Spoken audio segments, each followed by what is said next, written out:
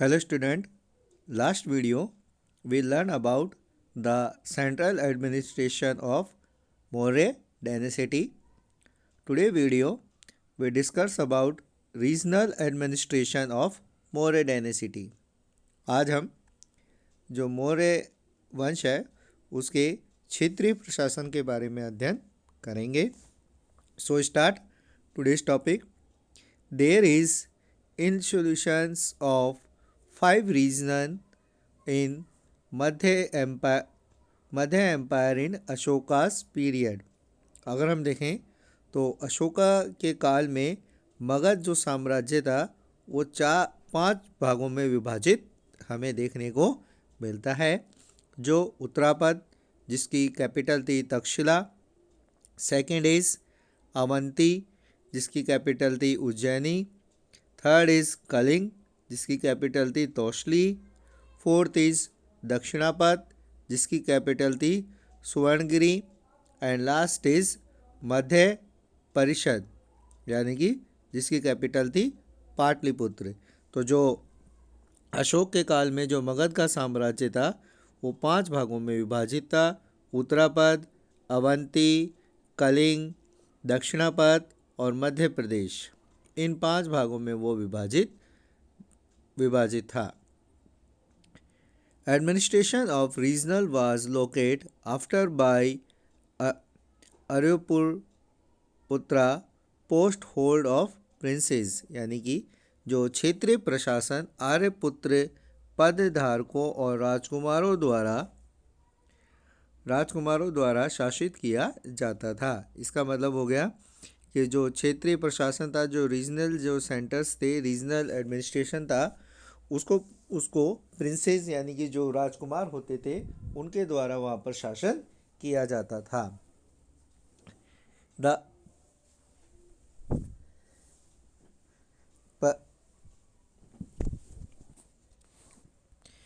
प्रांत was divided into subject which were under the Vidyapati's.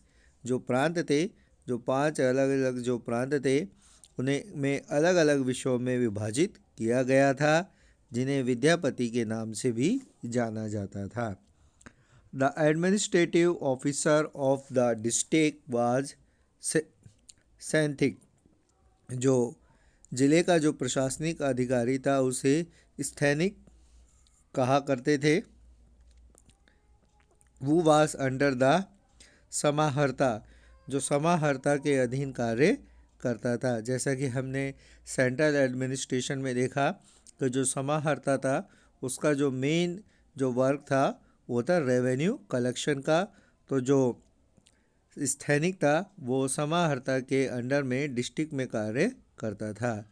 The head of the smaller unit of the administration was Gopa. जो प्रशासन की सबसे छोटी इकाई का जो प्रमुख था उसे गोपा के नाम से जाना जाता था. वो locate after the administration of the 10 village, उसके अंतर्गत लगभग 10 देशों का प्रशासन की देख रेख गोपा के द्वारा की जाती थी. मतलब 10 जो विलेज होते थे, 10 जो गांव होते थे, उनका प्रशासन गोपा के द्वारा किया जाता था. Under Samaharta were was Pradeshtri officer who checked the work of सहायक गोपा एंड ग्रामका ऑफिसर्स. समाहर्ता के अंतर्गत स्टेट श्री अधिकारी थे जिन्होंने स्थैनिक गोपा और ग्राम अधिकारियों के काम की जांच करने का कार्य दिया जाता था. Next topic is city administration. According to Megasthenes, city administration was manage by mandal of 30 members. अगर हम देखें तो मैग्नेस्थेनीज था जो कि डायमकस का जो एम्बेसडर था वो चंद्रगुप्त मौर्य के दरबार में था, जिसने इंडिका नामक जो पुस्तक है उसकी रचना की थी. तो उस पुस्तक के अनुसार जो सिटी का जो एडमिनिस्ट्रेशन था, जो शहरों का प्रशासन था, उसके लिए 30 मेंबर्स का एक मंडल बनाया गया था. विच डिवाइडेड इनटू 6 समितिज, जिसे 6 समितियों में विभाजित किया गया था। फर्स्ट समिति, जो पहली जो समिति थी उसका काम था ऑब्जर्वेशन ऑफ शिल्पीज, यानी कि जो शिल्प कार्य था उसका अवलोकन करना उसका पहली समिति का काम था। सेकंड समिति लुकिंग आफ्टर द फॉरेनर्स, जो द्वितीय समिति थी उसका काम था विदेशियों की देखभाल करना, जो फॉरेनर्स जो उनके देश में आते थे उसकी देखभाल करने का काम जो सेकंड समिति थी वो करती थी।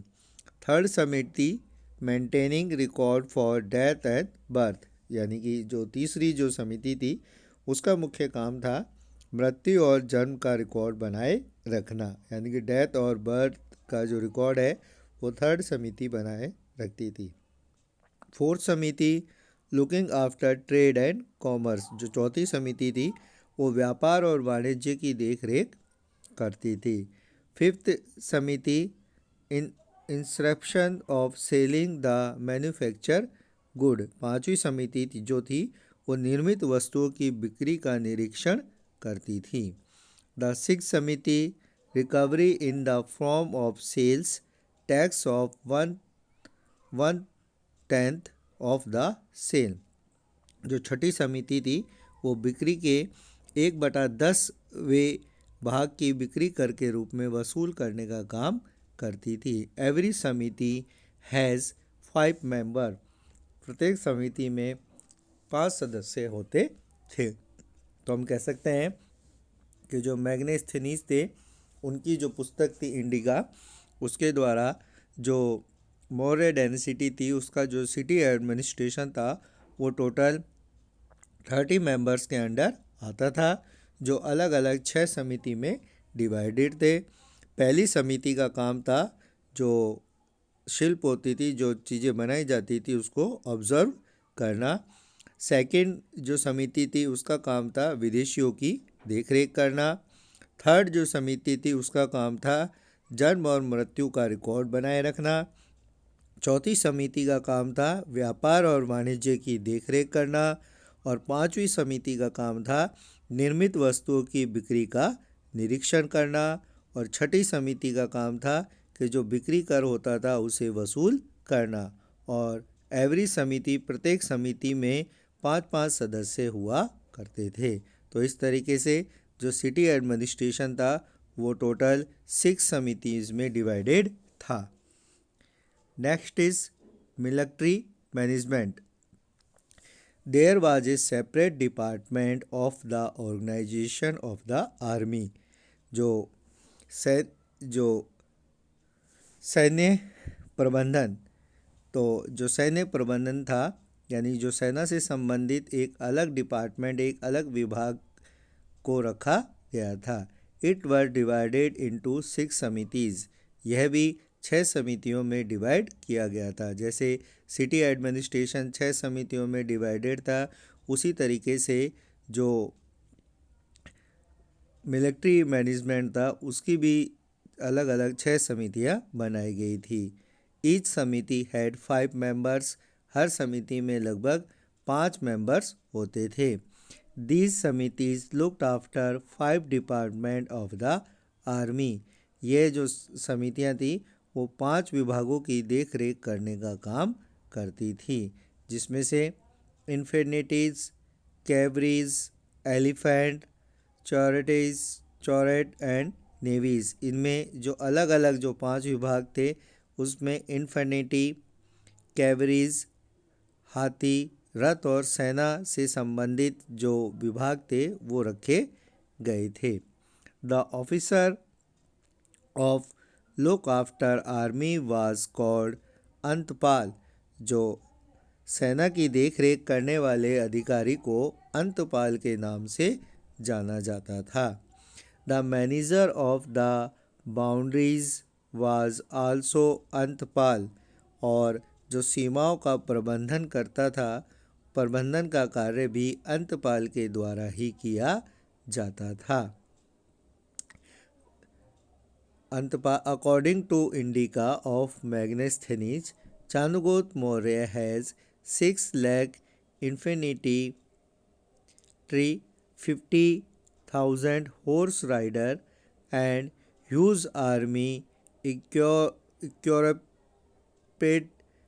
with 9,000 elephant and 800 chariots। यानी कि अगर हम देखें तो जो मैग्नेस्थेनीज की जो इंडिका नाम की पुस्तक है उसके उसके अनुसार चंद्रगुप्त मौर्य के पास 6 लाख पैदल सैनिक थे, 50,000 घुड़सवार थे, 9,000 हाथी और 800 रथों से सुसज्जित एक विशाल सेना थी।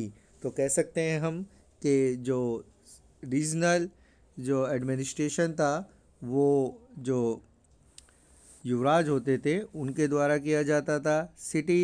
जो सिटी अरेंजमेंट था, सिटी एडमिनिस्ट्रेशन, वो 6 समितिज़ के द्वारा उसको कंट्रोल किया जाता था और मिलिट्री मैनेजमेंट में भी टोटल 6 अलग अलग समितियाँ थी।